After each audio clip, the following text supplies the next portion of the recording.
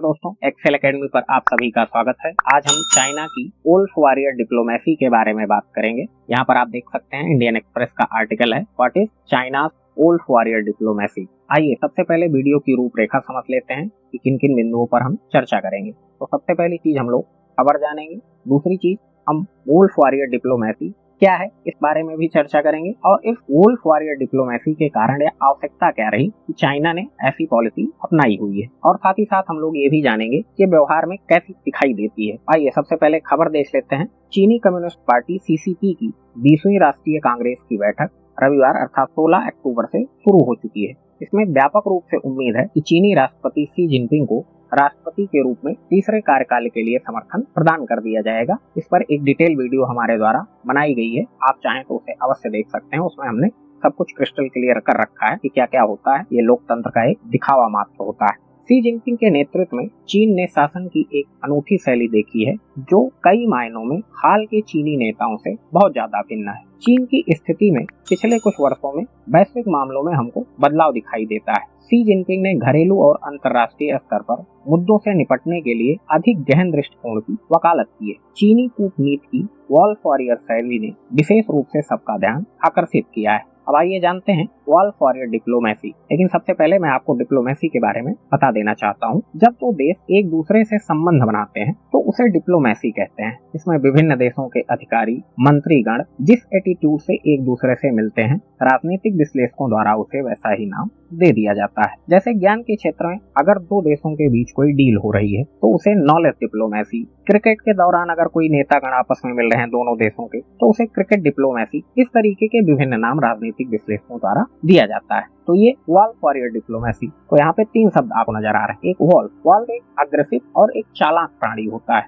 आपने एक कहावत सुनी होगी, a lion may be the king of jungle but a wolf doesn't perform in the circus. मतलब जंगल का राजा भले ही शेर हो लेकिन शेर सर्कस में परफॉर्म करता है, वहीं जो भेड़िया है, वुल्फ है, वो किसी सर्कस में परफॉर्म नहीं करता है। तो यहीं से ये शब्द जो है सामने आया है, क्योंकि चाइना ने अपनी जो डिप्लोमेसी है वो बहुत ज्यादा अग्रेसिव कर ली है भेड़िए की तरह।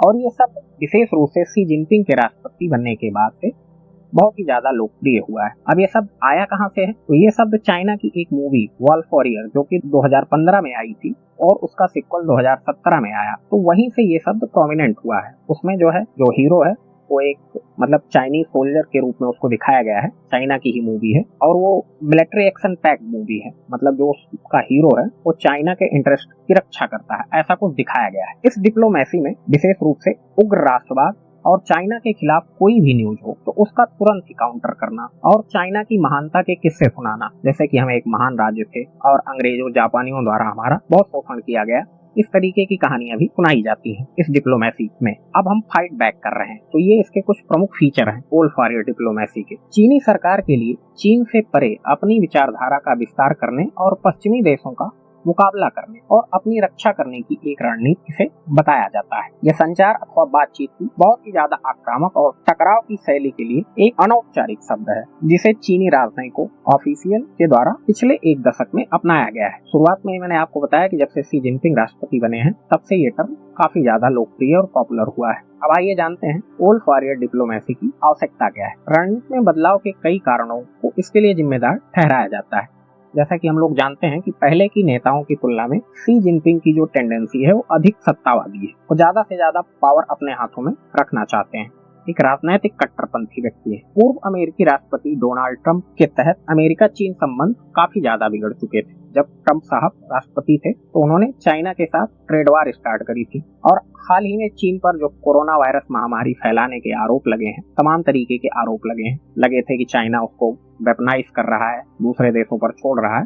तो ये सब हालांकि बात की बातें थी। WHO द्वारा उसको क्लीन चिट दे दी गई है। वास्तविकता क्या है वो तो भगवान ही जाने, क्योंकि चाइना में ट्रांसपेरेंसी नाम की कोई चीज नहीं है। और उसके जो है WHO के जो चीफ हैं उनके साथ भी अच्छे संबंध चाइना के बताए जाते हैं। तो हो सकता है इसी मामले में उन्होंने उसको क्लीन चिट दे दी। चीनी अधिकारियों के अनुसार यह कदम केवल पश्चिमी हस्तक्षेप को रोकने के लिए उठाया गया है। The south China morning post ने दिसंबर 2020 में चीन के विदेश उपमंत्री ले यूचेंग के हवाले से कहा था कि यह शब्द टिट फॉर टैट है। जो वुल्फ वॉरियर डिप्लोमेसी है उसे साउथ चाइना मॉर्निंग पोस्ट ने, जो कि चाइना का ही माउथपीस है बेसिकली, उसने कहा कि यह शब्द टिट फॉर टैट है।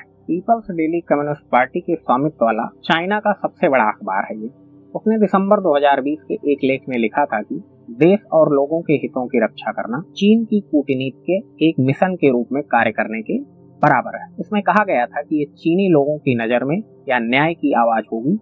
चीन के विदेश मंत्रालय की प्रवक्ता हुआ चुनियंग ने कहा था कि उन्हें इस वोल्फ वॉरियर की उपाधि के साथ रहने में कोई भी समस्या नहीं दिखती है, जब तक कि हम चीन की संप्रभुता, सुरक्षा और विकास के तो राष्ट्रीय गरिमा और सम्मान और अंतर्राष्ट्रीय निष्पक्षता और न्याय के लिए लड़ाई लड़ रहे हैं। अब आइए जानते हैं कि ये व्यवहार में कैसे दिखाई देता है। तो कुछ उदाहरण इसको सोशल मीडिया पर हमको दिखाई देते हैं मैसेजिंग के रूप में, जहां पर चीनी अधिकारी पश्चिमी देशों के किसी भी आरोप का जवाब देने के लिए तत्पर रहते हैं और लगातार हमले शुरू कर देते हैं। जैसे कि आपने सुना होगा कि चीन के ही एक अधिकारी हैं लीजियान झाओ, उन्होंने कोविड फैलाने का आरोप अमेरिका पर लगा दिया था। इस तरीके का काउंटर बिल्ड किया जाता है। जब भी चाइना किसी भी देश द्वारा आरोपों का सामना करता है तो उस देश के राजनयिक जिस देश द्वारा आरोप लगाए जाते हैं उसके ऊपर ही काउंटर करना स्टार्ट कर देते हैं, फेक नैरेटिव बिल्डअप करना शुरू कर देते हैं। उदाहरण के लिए अगर बात की जाए तो 2021 में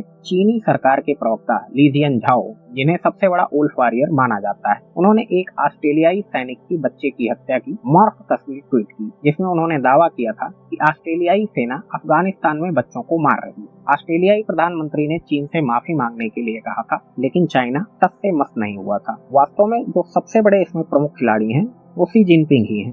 शी जिनपिंग ने डेन जाओपिंग की नीतियों को 360 डिग्री उलट दिया है। डेन जाओपिंग, जिनका कार्यकाल 1978 से 1989 तक था, और उन्हीं के कार्यकाल में चाइना ने अपनी इकोनॉमी को ओपन किया था। और डेन जाओपिंग की जो डिप्लोमेटिक पॉलिसी है उसको टैगवांग यांगुई कहा जाता है, जिसका मतलब है hide your strength, wide your time. अपनी शक्तियों को छिपाओ और अपना समय व्यतीत करो। Keep a low profile and avoid controversy. Xi Jinping ने जाओपिंग के विरासत को खत्म करके माओ को प्रमोट करना स्टार्ट कर दिया है। ये पूरी उनकी जो लेगेसी है उनको खत्म कर दिया है शी जिनपिंग ने। और ये जो हाइड योर स्ट्रेंथ वाला मामला था डेन जाओपिंग का, अब ये उसको दिखाने में विश्वास रखते हैं। तो आज के सेशन में इतना ही साथियों, मिलते हैं किसी नेक्स्ट और इंटरेस्टिंग टॉपिक के साथ। आप सभी लोगों का बहुत बहुत धन्यवाद।